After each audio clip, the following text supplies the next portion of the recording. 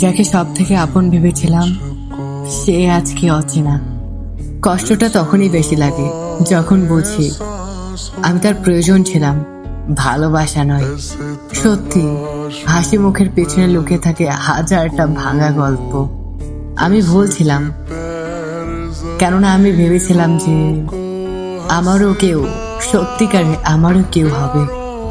প্রতিটি মিথ্যে আশার পিছনে লুকিয়ে থাকে একটি বিশ্বাসঘাতকতা। মন তো চায় কাউকে একজনকে জড়িয়ে ধরে বলতে, যেও না তুমি, থেকে যাও, কিন্তু কেউ শোনে না। কারো সময়ও নাই আমার কথা শোনার মতো। চোখের জলগুলো বোঝে না কেউ, কারণ সবাই ব্যস্ত আমার মুখের মিথ্যে হাসির জন্য। যাকে নিয়ে আমি সারা জীবন বাঁচতে চেয়েছিলাম সে আমাকে মেরে ফেলেছে অনুভবের আঘাতে। ভীষণভাবে ভালোবাসলেও কিছু মানুষ কখনোই আপন হয়ে ওঠে না।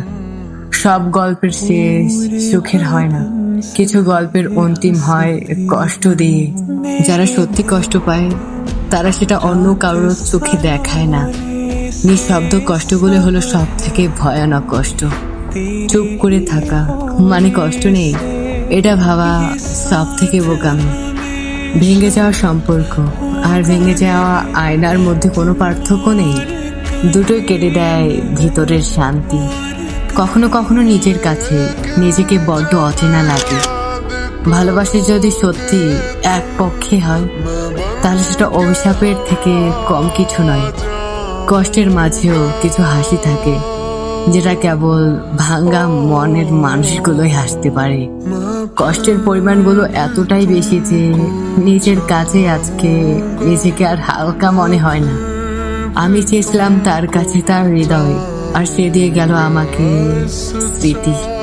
সব ভালোবাসার গল্পই পূর্ণতা পায় না, কিছু গল্প শুধু সারা জীবন পোড়ায়। পৃথিবীতে সব থেকে বড় মিথ্যে হলো আমি আছি তোমার পাশে। কেউ যখন বলে ভালো থেকো তখনই বোঝা যায় এবার ছাড়তে হবে তাকে। প্রতিটি বিদায় এক একটা গল্প হয়ে যায়, যে গল্পে কোনো হাসি থাকে না।